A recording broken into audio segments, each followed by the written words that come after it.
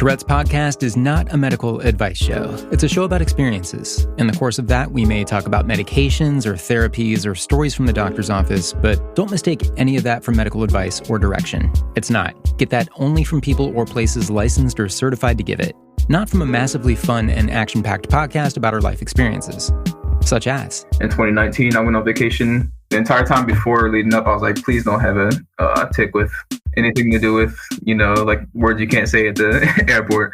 The whole stigmatism with like an Arabic name and everything too. Like it just kind of made me nervous already, and got a random security screening on my way back and stuff too. And I was like, please, like had the whole time just thinking like, don't have this tick, don't have it.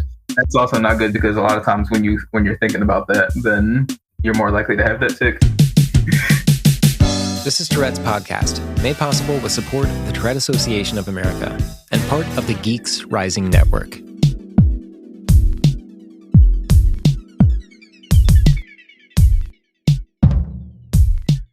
Hey everyone, it's Ben. I have a limited time in the studio this week because I'm working on some projects, which is good news for you because that puts you closer to this week's conversation with our guest, Sadiq. We covered a lot over the course of about 50 minutes of talking. Like I've said with other guests, probably needing a part two.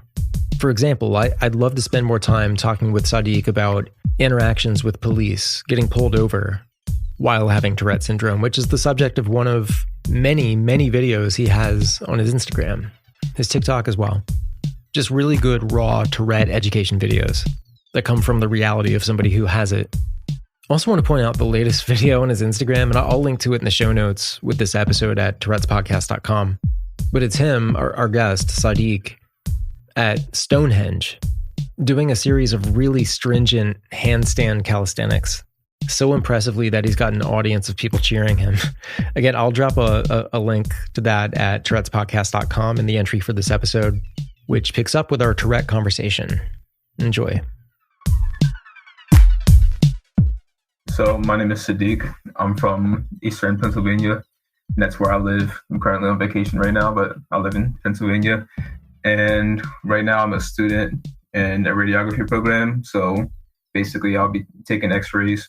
Okay. Yeah, I have a lot of weird random connections with different people who don't really know each other, but all live kind of concentrated around the Lehigh Valley area, just kind of, outside Philly. Okay. Allentown, Emmaus, places like that. Yeah, that's all really close to me. Is that where you're from originally? Yeah, Philadelphia area. I'm about like 45 minutes out from Philadelphia, in one of those towns that not many people will recognize unless they're from Pennsylvania. But so the one thing I do know about you from your social media is that you are in impeccable shape in terms of physical fitness. Yes, yeah. So I've been working out. It's kind of no connection to my career path at the moment, but I've just been working out since I was in sports. Like I've also wrestled from 7th through 12th grade. And right around 9th grade, I started working out a lot, like with my coach and then also with my older brother. So around I was like age 15, and I was really small, really short too. I was about like 105 pounds. And I think by the end of high school, then I was like 165. So I was just like lifting and working out and eating a lot. That's funny because when I was in 9th grade, you sign up for your own PE class and all of them were full. So, if you don't get what you want, you have to settle for what's left. And for me, the only thing left was weightlifting, which was very different for me because I'm how you describe yourself, kind of pre-exercise, pre-lifting lifestyle is pretty much me. And I'm like 5'5" and very thin. And I was by far the smallest person in that class. It was kind of a cool experience for me because I did learn things about, how to condition certain parts of the body and maybe what that can do for your long-term health and your day. And I hadn't really been thinking about it at that time in terms of maybe what it could do for my, Tourette or depression or anxiety or anything like that. I wasn't thinking in those terms, but is that something that's come up for you? Like, have there been benefits like that mentally in terms of, as well as physically? Yeah, definitely, like 100%. because, like I said, so for people who don't know, I got diagnosed with Tourette syndrome, and like my tics really started picking up, and I found out I had Tourette syndrome around age 19. So I was already done high school, and I was working out for years. So I started working out just because I enjoyed it, and mostly the calisthenics that you will see on my page, like the handstands and different types of weird pull-ups and everything. Yeah. So I started that all for fun, but I did notice that, like, even with school, with Tourette syndrome, with general anything, mental or physical health, both, helps a lot. And like whenever I've stopped doing it is when my tics have gotten worse. Like whenever I've stopped doing it for a long time, even when I thought that would give me more energy throughout the day and I wouldn't be as stressed out than working out. If I drop the working out, then it makes me more stressed. So it helps in a lot of aspects of my life. Yeah, whenever I fall out of almost any routine that I do, I feel different. Like it feels like something is missing. So, there was a period of time where I was going running, every day, every afternoon. And like the one day when I couldn't, when I had something else going on, I definitely felt it. Like it feels like an absence. And that kind of played with my head a little bit. And I think maybe even stoked my anxiety to some degree. Like, do you deal with that kind of thing? Like anxiety or depression or anything like that may seem a little bit more raw when you're out of your routine? No, not like, I couldn't say anything clinically. I definitely don't have depression like diagnosed or anything, but like I do notice, because I also like work at general like retail supermarket store at the same time of work and everything else that I'm doing. Mm-hmm. So there have been times, we'll probably end up getting to it at some point. One of the times I was in school and then I was doing like kickboxing classes as well. And I was working full time and doing school full time. So basically I just had so much on my plate, and then I was like getting really stressed out. My tics were getting terrible. And what I did was eliminated the one thing I could eliminate, which was working out and like kickboxing and everything. Yeah. And once I did that, then I ended up having like the worst tic attack of my life. And it lasted for like hours, and basically my stress like peaked after that. So that's when I learned my lesson of not removing the things that I enjoy and the things that are stress relief, even if like I'm busy. So do you think it pretty much is that? It's the sense of enjoyment and the payoff you get? I mean, obviously you get a physical payoff from doing things to stay fit. But where do you think it kind of fits in? Like, why does working out have such an impact on you when it comes to your TS? I think it's a little bit of two things, because one, I've noticed that for me, at least, I'm sure it's probably the same for a lot of people. Whenever I have like high excess energy, then my tics are worse in general. Yeah. Even if it's not terrible, but like even if it's good energy, if I'm like really excited, really hyper, then my tics are worse if it's like any like really high emotion or really high energy. So when I'm working out consistently, then I'm getting rid of the excess energy. And so I think it helps in that way, but it also does help like mentally when I'm doing something I enjoy, and like I'm making videos as well, usually when I'm working out. So I'm doing something that I enjoy. So it's like mentally stress relieving and then physically relieving as well. So I think it kind of plays into both aspects. So you said you got diagnosed when you were 19. Is that what you said? Yes, I believe so. What was it like before that? When did tics really start to kind of appear for you? And like, do you remember any of that? Or do you remember any of your early experiences being conscious of maybe not by name Tourette syndrome, but just tics, or there's something different about me? Or do you remember when that first kind of came up? So my mom actually picked up on it a lot before I did, and she still didn't know, but like there was a couple times where she mentioned it. So at the beginning, as far as I know, like based on what my mom told me, I did have some tics and everything when I was about like 5, around 4 or 5.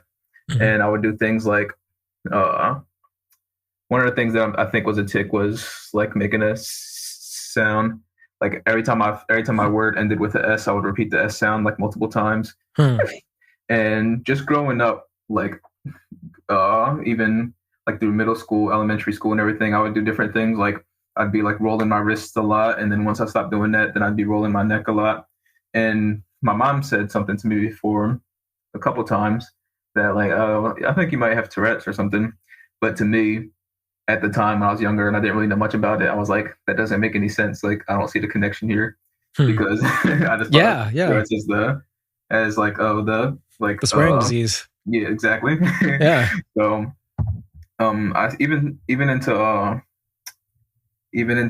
like later years of high school, I still didn't know much about it, but I did see a couple videos. Like a lot of people have probably seen like Twitch Teen, I believe his YouTube name was. Yeah. There's a couple of documentaries that I've watched about it, and I still that was the version I saw, like the accelerated version. So I still didn't really change my perspective on it. I just knew that it wasn't just a fun swearing disease. I knew that there was more to it, and it was like real. And I kind of felt bad for the people, even though now I know that I don't want pity for the disorder. But at the time, that's how I felt for it. How did absorbing that material, seeing stuff online and watching documentaries, what did that do to calibrate you for your TS? But besides just learning, as a matter of fact, what Tourette is beyond the view that it's just like a swearing disease, did it make you, I think you just said like later on, you started feeling like, I don't want pity for this or sympathy for this, but but when you were absorbing the factual material about Tourette syndrome, did it add a level of nervousness to your social life, or what did that do to you? Oh yeah, so actually, like even into high school and everything, I had like other smaller tics and everything too. Actually, one of the tics that I've had for the longest time, you've mentioned on the podcast in some of the earliest episodes, is like the ear popping tic. I had that one as well. Yeah. So, and then there were like smaller noises and everything too. But like before I knew that I had it, my tics were mostly very minor. So I would always explain it in the way that I thought it was. Like, for example, like I used to have a like a tic, and I would have it a lot when people were talking. And when people would ask me, like, they would be like, "Oh, I'm serious," or "I'm not joking," or they would just ask me about it. Then I would just say, like, "Oh, I'm just doing that, like, to like as active listening, like I'm showing you I'm listening." Yeah. But then I do remember a couple times of me thinking, like, "Okay, let me stop doing that." And then as soon as I stopped thinking about it, then I'm doing it again.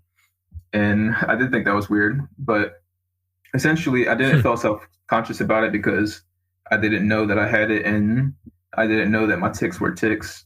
I just thought that they were common behaviors. It wasn't until the tics got a lot more severe that I realized it was something that I had to deal with, and that I actually needed a diagnosis. So was the diagnosis when you got it? I mean, so you said your mom previous to that said, I think you probably have Tourette syndrome. What was it when you heard a doctor say that, or when the diagnosis came down? Did that help at all, or was that still like I still can't believe this, or where was your head? At the time when I first got diagnosed, I just had like a severe arm jerking tic, and at the time I really had no idea what it was. Well, I had the other tics that I told you about, but I didn't know they were tics. That was the only one I was thinking about, was the arm tic. And I thought it could be anything, like any problem with my brain, something going on with my muscles. Like I really didn't know what it was. And I did have another suspicion too when I was watching the YouTube video before and someone explained like one of their minor tics. And then So I had that kind of thought in the back of my head that it could be Tourette syndrome. But basically, once I heard the diagnosis, then it was relieving at first because I thought it could be anything worse. And I was like, okay, Tourette syndrome, it's a name to it. And it's not like there's any type of like prognosis for like any lifespan or anything for it. So I was like, as long as my brain's still healthy and I can still go back to my normal life, then hey, then it's all right. But it was getting worse like day by day and everything. So that was like at the beginning of the mountain before I reached the peak of my tics. Yeah. So I didn't really realize what was ahead either. Well, okay. So one thing that can kind of make it easier is, you kind of practice for the big game in a way. It's where you kind of get used to your tics, at least how to maybe think about them when you're in public, even if like a new one comes around and it's kind of more severe, that can be rattling, but experience that you've had with past tics, whether it's choosing to mask it or find a way to integrate it in your life. I mean, that's always something that, and actually now that I'm thinking about it, I did read something, or I watched a video with you a while back on Instagram where you were talking about tic suppression, I believe specifically, and how that got you better at suppressing sneezes. Yeah. So that was just like a random thing that I've noticed. And yeah, I do think that's good advice. And I've used a lot of different methods to help suppress my tics. And obviously my tics have been getting better recently. So that helps. The fact that my tics aren't at their peak. Like some of the things I'm doing now, I wouldn't have been able to do when they were at their peak.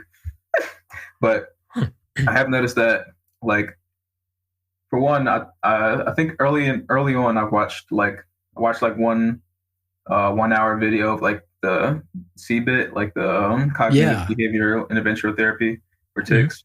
So I watched a session of that and I kind of picked up on a couple of the techniques. At the time, it didn't really work for me, but later on, once my tics started getting better, then I was using them. So if I was trying to stop like a swearing tic or a really loud tic from happening, I would allow my physical tics to happen, but try to suppress the swearing one. So I still had some outlet getting the energy out, even though my brain still wants to do the swearing tic or any other loud tic. Hey. But since I'm doing physical tics, then it kind of helps me control it that way. And like just controlling my tics for a short amount of times and letting the smaller ones that I don't mind as much out has helped me a lot. Yeah. But to the sneezing thing, it's just kind of, I don't really know if it helps in any way, but it's just kind of random information that I've realized that, because before, I don't even know why exactly I would suppress a sneeze, but there's sometimes like when it's a really quiet room, like sometimes if you cough too many times, then you start wanting to not cough, like before people start staring at you and stuff. Yeah. Or especially now with COVID and everything, and when you're wearing a mask, I don't really like sneezing into my mask. I can't just sneeze into the open air either, so I'm trying to find like a tissue or something.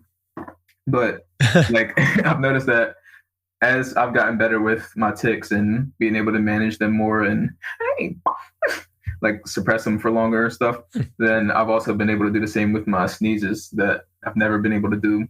Like before, if a sneeze is coming, there was nothing I could do about it. But now it's like I can usually stop it the first couple of times, first like 3, 4, 5 times. And it's just like, I feel like it's a direct connection, and people make a lot of connections between sneezes and tics as well. So I think it's interesting how much sneezing and tics is actually related in the brain. Yeah, that's funny because that is the analogy that a lot of people use. It's like, describe what it's like to have involuntary tics. And it's like, well, there's a sneeze coming on and, sometimes you can kind of dampen it a little bit or do something about it, but there's always going to be something there, whether it's pronounced or not, you're going to have this feeling, and whether it's expressed or what. But is there a technique to that when it comes to sneezing specifically? Honestly, there's not really one I can think of. Like, it's just, I guess just came along with practice. Like I just, as soon as I feel the sneeze coming, I just do everything in like my mental willpower to stop it. And usually like it gets right to the peak of being about to sneeze, and then I just stop, which is kind of unsatisfying as well. Yeah. So there it plays into tics again. Like if you are about to do a tic and you don't, then you get a really weird, like annoying feeling. So yeah, this unfulfilled feeling. Yeah. I think everyone who has Tourette syndrome like knows the sneezing analogy like off the back of their hand. Yeah. What everyone can relate to.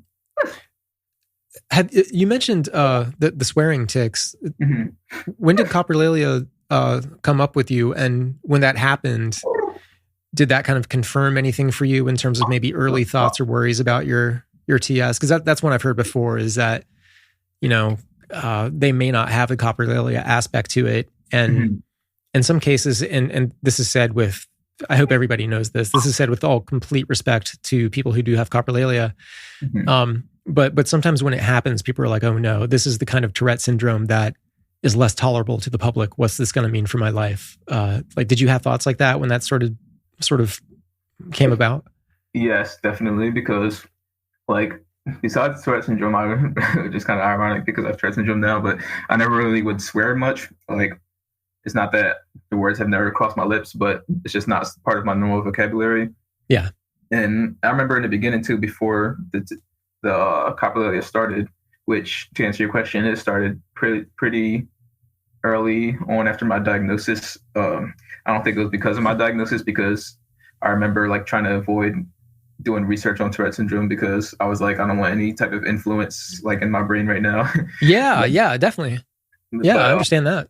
It started a couple weeks or maybe a month or so as my tics were getting worse. It was just new tics being introduced.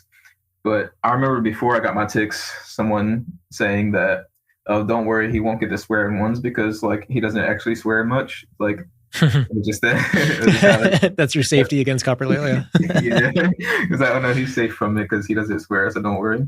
So I guess that's a misconception, is that people think that people with coprolalia swear because they swear a lot or something. Like yeah, but no, that's true. That's true. That there's an opinion out there that the words that come to your mind and that you express with coprolalia reflects the kind of like hidden thoughts you actually have about people. So there are some people who have tics and words that they say at really sensitive times that run completely counter to their morals and ethics. And with suppression and masking, does that work with coprolalia for you? Now it does somewhat, because like before, when it was really at its peak and stuff,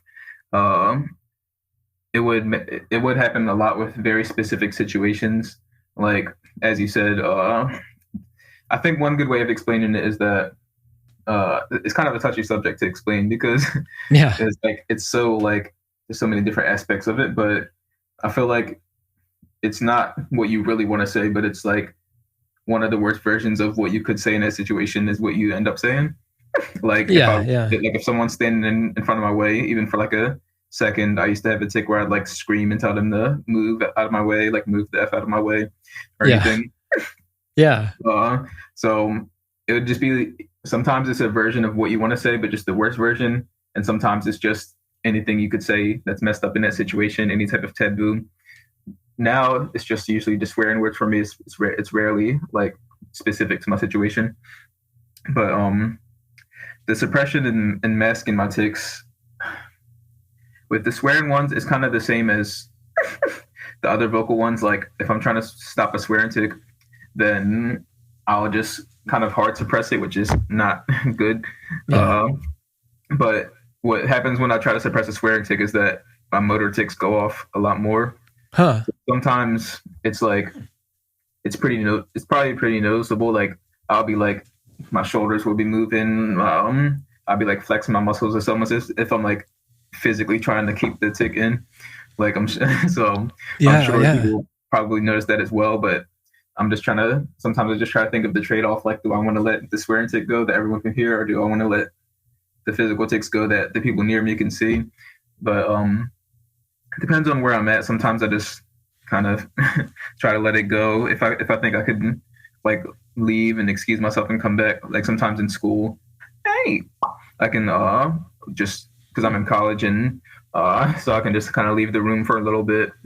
My professor knows and everything, so I usually always tell my teachers or professors that I have tics so that they know what I'm doing if I just leave the room randomly. It's hard. It's a lot harder to suppress the swearing and vocal tics. Are your when you tell people, especially people of authority, like teachers and that sort of thing, are they receptive? Do they understand, or does it take a little extra effort? Or how do you do it? Like, how do you actually explain it to them? So, in the past, I've done it a couple of different ways. Like, and now I have a way that I prefer. But with the authority figures like teachers, a boss, the like techs at the hospital I may work at for like my clinical trials and everything, then I usually tell them pretty early on, and I just tell them kind of casually like, oh, by the way, I have Tourette syndrome, so I may, if you see me doing any like strange movements or I say any words or anything like that, or any words or noises that seem out of place, then that explains it. And sometimes they'll ask me directly, like, oh, so like they'll ask me more about it directly at that time. Other times they'll be like, oh, okay. But then later on they'll come back with questions like, oh, so like, do you have these type of tics, or do you have the swearing ones as well? Of course, everyone asks that. But and it's a funny thing. I've had some people say like, oh, at least you don't have the swearing ones, before they've heard me say any swearing ones. So that that happens a lot too. But to my peers and everything, one way that I prefer now to tell people, if I don't have to let them know right off the bat, now that my tics are a little bit less common and it's not the first thing people see or notice about me, I'll let it. I won't just go out of my way to say it as soon as I meet them, because I've had classes before where, like, as soon as the class was all together and everything, then I just kind of made an announcement to everyone. And I'm pretty introverted and everything too, so I'm like getting hot and everything, and my heart's pounding and stuff. It's like a weird announcement to make and to a whole bunch of people that I don't know yet. So I don't really prefer that way. But one of the ways that I prefer is to just let it come up in conversation and mention it casually, as if it's just anything else in my life. Like just as easy as if I would say like, oh yeah, I like to draw, or I practice kickboxing, or I do workouts and everything. Like if they, like for example, one of my tics is like, and people will think it's a sneeze, so sometimes they'll be like, bless you. And as long as, if it's just like a casual like bless you and they're like walking away or something, I just kind of laugh at it. But but like if it's in a setting that I know we can have a conversation, then I'll usually just tell them like, oh no, that wasn't a sneeze, that was a tic. And then they usually look a little bit confused, and I'd be like, oh yeah, I have Tourette syndrome. And I just kind of mention it casually. And I feel when I do that, people don't treat it as such a spectacle. Like they may just be like, oh, okay, I didn't know that, or I never noticed. And then later on, they usually end up asking me more questions about it, which I don't mind, because they usually ask it in a genuinely curious way. And then I can like correct some misconceptions or let them know something else. Yeah, and that's great to do. I mean, there's an understandable sensitivity in the community with people having the wrong impression of what Tourette syndrome is, or a limited impression, I'll say it that way. Yeah. Where they only think it's coprolalia, or, I know where people get it from, but has anybody ever had a bad reaction to you where you've tried to explain it? They've been maybe stubborn or ignorant, or, what are some of the negative experiences that you've had? I've never really had, I've had some interactions with like strangers where I couldn't explain it to them really, and like where I just swear in public or something, and then I just get people like staring at me strange the whole time, or just the glares and like people like moving away from me and things like that. But in terms of like face-to-face conversation, at least to my face, I haven't had any really negative, angry interactions. Yeah. People are I find generally understanding it, at least like right in front of me. But the type of negative reactions that I've had are more like either pity, which I understand where they're coming from, so I never like get angry at anyone for like saying like, oh, like poor you. But I'll let them know like it's not a big deal. I'm alive. I'm doing things I want to do. So like I don't need the pity. Like sympathy is okay, but I don't need pity. Right. And then other interactions I've had is there are some people that seems like they don't really want to correct the misconceptions. So it's like I'll tell them something, and then like next time they'll treat it as if I never mentioned that. Or people who like constantly like will treat my tics as if it's my thoughts, things like that. So I'll let them know like, oh yeah, that's not really what I'm thinking. I'll give them the whole explanation, and then I'll say a certain tic, and then they'll respond as if it's the way that I'm actually thinking. So it's like small interactions like that. That's the way people usually respond negatively. Does it get exhausting? Yeah, I do feel like in general, it does get exhausting, especially when you have to explain the same thing to the same people. Yeah. It's already exhausting somewhat when you have to give everyone an explanation, or somewhat, I don't really like using it that way, but to educate people, like everyone that you meet, it can be exhausting, even though it's not their fault, because that may be the first time they're hearing about it, but it's the 50th time that you've explained it. Yeah. And especially with my like TikTok, because I post a lot of Tourette's videos on there and everything, and I could make 12 videos about the fact that I don't tick in the middle of like intense workouts, and then the next video I post will be someone asking me the same question. So it can feel repetitive, and it can be exhausting, especially when people are like in your like in real life, and someone you have to interact with on a daily, and they just don't seem to be getting it, and they're still treating it as if you didn't inform them of anything. Well, I mean, this is where I imagine like your workouts are really operative. And that I was going to ask about that, but I was also going to guess that when you kind of get into the zone of a workout, because I mean, with me, I think my version of that is photography. That's just what I do. If I'm in a high stress moment and I need to step away and take a walk, I take a camera with me and I just photograph things, and that clears my brain. And then on the other side, I feel like I'm better. I'm more leveled out, and I can kind of get back to the difficult things that I need to get back to. But while I'm doing the photography thing, I mean, it's not like my tics disappear completely, but it's definitely a break from the normal run of things. Yeah, that's interesting, because I was going to ask you about the photography thing too as well, but I also assumed that it might be similar, because I've noticed that a lot of people with Tourette syndrome, like one of the things they enjoy most whenever they're doing that thing, then their tics tend to step aside for a little bit, or at least calm down a lot. And it is a good question, so I never get mad at people for asking me the question, as long as it's not like I don't get mad at people for asking me like the same question as someone else asked me, because it's a good question and I understand why they want to ask it.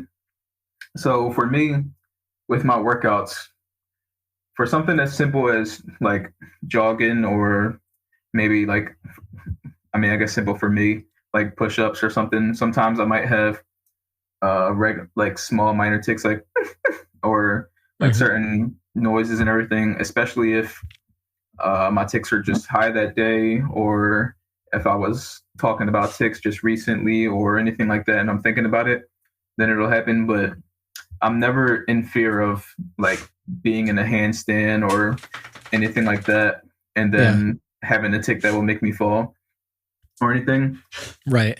I have had moments during workouts, not during exercise itself, but during the entire workout session, where I've had to like wait for my tics to go away, because I'll have like tics where my fist like clenches up, or my fingers like contort, and I just gotta wait until my muscles relax so that I can do the next thing. And that's happened to me a good amount of times, but in general, they tend to step aside while I'm doing things like even working out, like kickboxing or boxing and things like that. I also have done a lot of that, and drawing itself as well, like drawing pencil or marker or anything. I like to do that sometimes. That's cool. I'm not really an artist, but I'm okay at it, and I need to practice more, and I need to do them more. But when I'm doing it, I enjoy it a lot, and like everything else just kind of zones out, and I forget that I even have Tourette syndrome. Yeah, that's another one. I mean, that's another part of my background that I don't practice too much these days. But like drawing, painting, that sort of thing. That was the first, I think, real big break from whatever it is that was bothering me when I was a kid, related to being different or having Tourette or whatever. And I think drawing and music too, like those are my two like big forms of confidence when I was younger, where it's like, okay, this is something that I think I'm probably good at. And if anybody else, says otherwise, then maybe I can challenge them on that. That's how passionate I feel about like drawing, painting, music, things like that. And, but it was also because it was just such a safe harbor from everything. I didn't feel anxious. I felt great. Yeah, That's interesting. I didn't even know that you used to draw or paint. I did see a lot of your photos. They're really good. I'm really interested in photography and like video and like cinematography and everything. I just don't like I've never gotten into it, but I've always been interested in it. So like sometimes I will look through your photographs and everything. Oh, that's cool. Yeah, no, it's one I've talked with a few other people in the audience about who had not done photography before, and they just wanted to try it out to see if that's something that would maybe work for them from an expressive, like a solo activity kind of standpoint. And it's really worked for the people I've talked with. I mean, so you said you're an introvert. I definitely am. I don't like being in busy situations. I don't like going to the grocery store. I don't, especially not at peak hours. I'd rather just have space around me. But if I have a camera, I feel like my sense of purpose has shifted a little bit to where it's less about me and more about what I can do with the camera. And from there, it's literally, when I put it up to my eye, I can literally almost impact what things look like in front of me. Like Wow. within the frame lines of the camera, I can, like take two steps to the right and change what the composition looks like and who's standing where or what objects are where, that sort of thing. And there's something about that is kind of nice, and not from like a control manipulation standpoint, but more of I feel comfortable because I feel like I'm actually doing something with the reality around me that might otherwise bother me or play with my head too much. And that's not to say I bring my camera to the grocery store or anything like that. It's a special activity that I do, and it's what I do for a living as well. So I feel really lucky about that. Yeah, right. But it's just the activity in and of itself, just something, and there's a payoff because you get visuals that you can take home with you. I find the process of editing to be really relaxing, and it's just, it's nice. And I like that it's time consuming too. There's something about that where I know if I'm going to enter into a photography day, it's going to be a substantial chunk of the day. And that's fun for me. It's work, but it's fun. And that's something I want to hold on to as long as I can, or at least take it somewhere to where I don't have to, just say like there's some like paradigm change and I have to find a new career. I would still be able to bring that with me and have it, kind of supplement my life. And it's like a medication. Like, honestly, it's like, I don't want to be too corny with it, but it feels like a medication to me, just having that activity. I think it is important to have something like that for yourself. Like for me, it's mostly working out. I do also enjoy like making the workout videos and everything. That's part of what motivates me to work out more. You got a lot of followers. Yeah, they've been getting up lately. I haven't been posting as much lately because I'm currently on vacation. That's why it's a little bit harder to schedule this and everything. But gotta take a break. Yeah.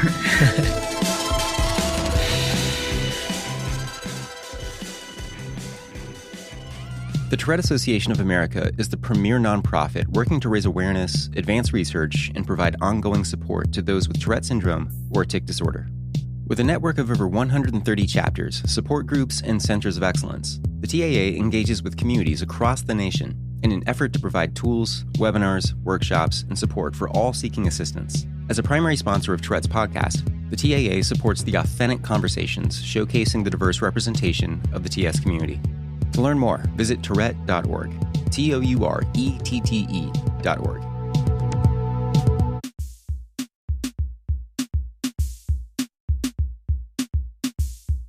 I do in some of the things you said about like changing the angles and how it can change the like perspective and everything that you're looking at. I'm probably going to think about the next time that I'm recording and making videos and everything now, because like the only thing that as far as my photography only goes as far as like pointing the iPhone camera at something and taking a picture. But yeah, that's great.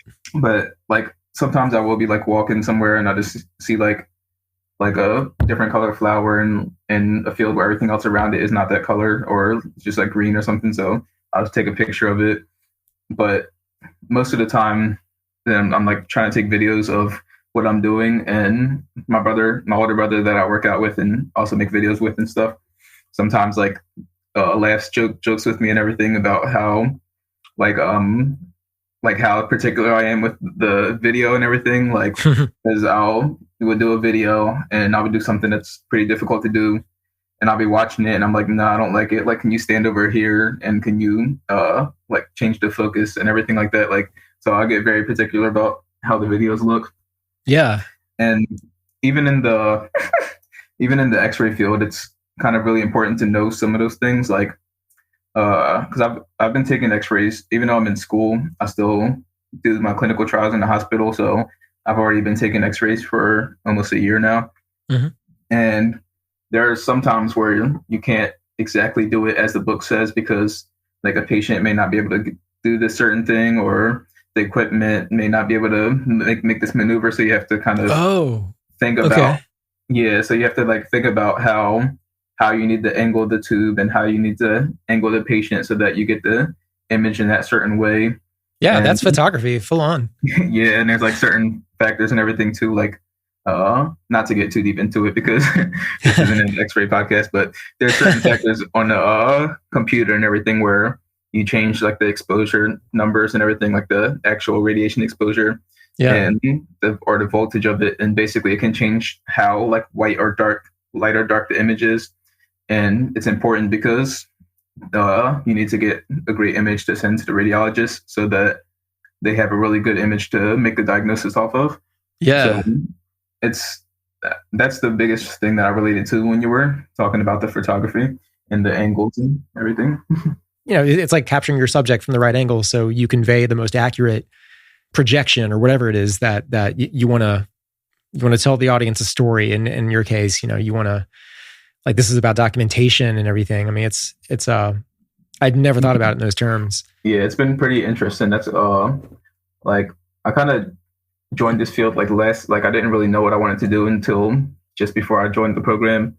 And I didn't know how much went into it either, but as I've been going through it, I've been enjoying it a lot. Like, I do enjoy the critical thinking things, and like it's kind of like a puzzle, like when like I like how I just explained it, when you need to figure out how to get that certain angle and everything, and like just like photography and everything. So like I really enjoy that aspect of it, even though it can be stressful sometimes and everything. But I also do notice that sometimes like I'll be in those situations, and then like my tics will disappear, and then after it's over, then sometimes like my tics kind of come back, and sometimes it's a little bit worse, just because of the like the stress of the situation, because sometimes like patient's in a lot of pain and you're trying to make sure that you get the image without hurting the patient anymore or anything. So it can be a stressful situation, and as you know, stress kind of fuels tics. But like during the moment, then I don't notice the tics being a problem, because obviously dealing with patients, I wouldn't risk it if I thought that my tics would cause any type of harm or anything like that. This is going to sound like a really stupid question, but so with radiography, is that pretty much what you're setting yourself up for? Working in a hospital, X-raying people, like, is that the career? Yes. It's like a 2-year program, and basically like after you're done, then you have to take a boards exam, and then once you do that, then you're certified and you can do X-rays. And then after that, if you want to move on to something like specific, like MRIs or CAT scan or like mammography or mammography, however you pronounce it, then you can get certificates in like those specific fields. So I'm still kind of deciding if I want to go. I know I want to go further than X-ray as well, but I'm not exactly sure which specific modalities they're called. I'm not exactly sure which one I want to go into, but yes, like right after I'm done my program and get my certification, then I will be taking X-rays as a career. Is your plan to stay in the Pennsylvania area, or are you? Yeah, most likely I'll stay in the Pennsylvania area for a while. I do love to travel as much as I can, but I think I'll be looking for a job in the Pennsylvania area, as most of my family is there as well. You talked about traveling. You're on vacation now. Does travel make you nervous? Airports, if you have to fly, that sort of thing? Yes, but especially with the Tourette's, definitely. Yeah. The first time that I had to fly since being diagnosed with Tourette syndrome was in 2019. I went on vacation, also to England, and then the entire time before leading up, I was like, please don't have a tic with like anything to do with Yeah. anything to do with, like words you can't say at the airport. The B word. And especially,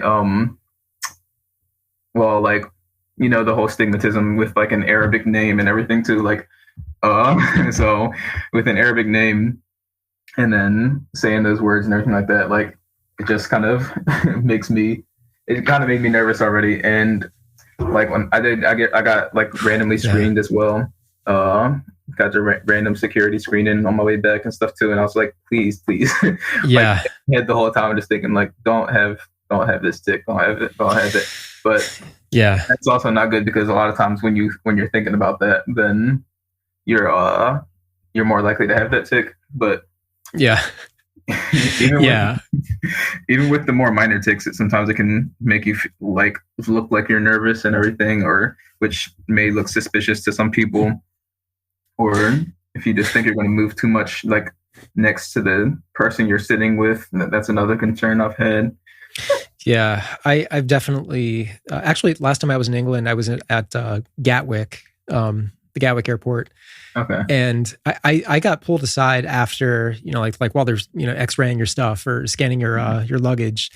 Mm-hmm. I definitely got pulled aside, and I always wondered if it was because I looked a bit nervous. And they were just, this is okay. They're trained to look for people like me who are making these weird facial twitches or something like that. And nothing came of it, but it was the same thing. It was just like, my tics, my most frequent tics that aren't vocal tics are, I'm tensing my muscles and balling my fists and things like that. And it's like, oh my God, I'm going to appear more weird or threatening, or I'm going to give them some reason to where they're going to detain me. And it never happened, but I've totally heard this, from other people on the podcast where they've been kicked off flights and are not allowed to fly because we have to look out for the safety of our passengers, that sort of thing. And it's kind of weird because the other side, like I get where they're coming from and I know why those policies exist.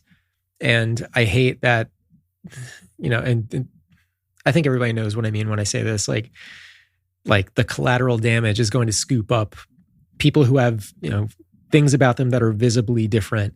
In addition to all the other things that can make somebody stand out. And like you said, having like an Arabic name, and there's a lot of pressure, and I'm not just talking about at the airport. I mean, it's people are on kind of a heightened sense, especially right now with, I think I say this every episode, like going along with that, especially with you working in a medical field, where you're working with people, they're maybe not having the best day of their life because, they're at the hospital for a bad reason or they need to get fixed. And having something like TS, and this thing I always say, I feel like it puts you in a better position to be compassionate to people and kind of meeting them where they are because they feel like maybe people aren't understanding what it is they're going through.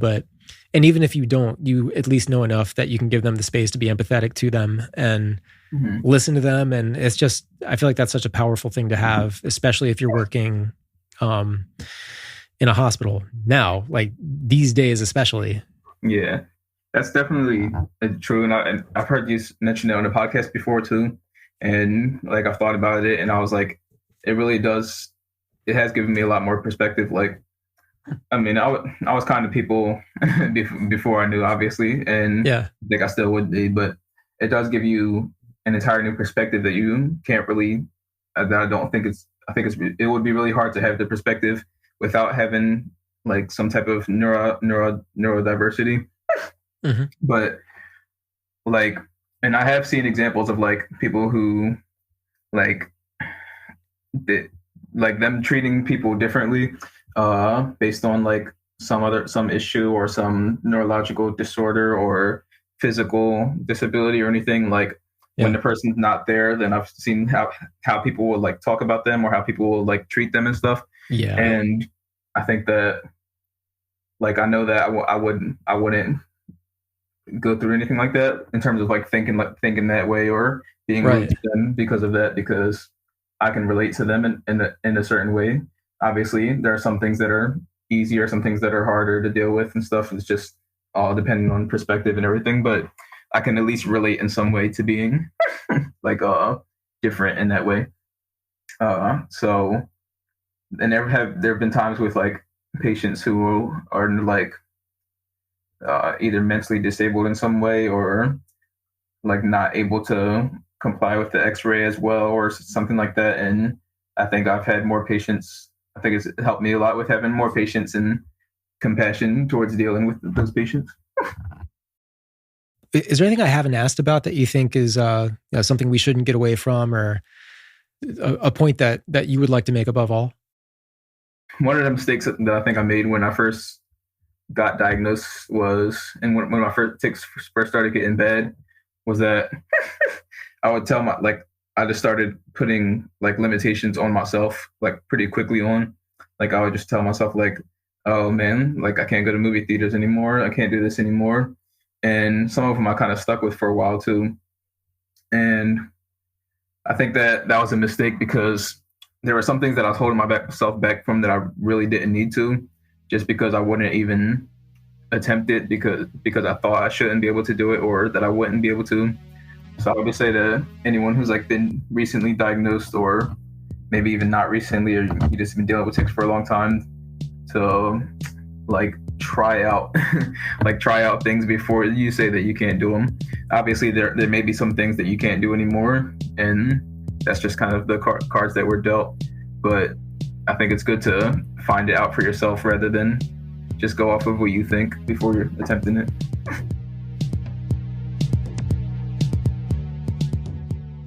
Thanks for listening, everybody, and thanks for letting me be kind of thrifty with the intro part of this episode. You might be thanking me for keeping it short anyway, but so the schedule I'm on and some projects in the works, all of that will displace me next week.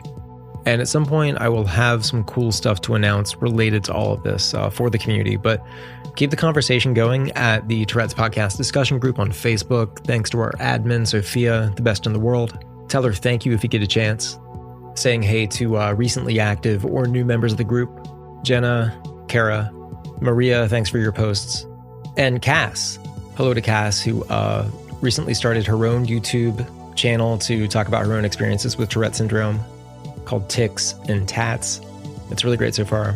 Really appreciate everybody in the discussion group and what everybody's working on. And if I can do anything differently, let me know.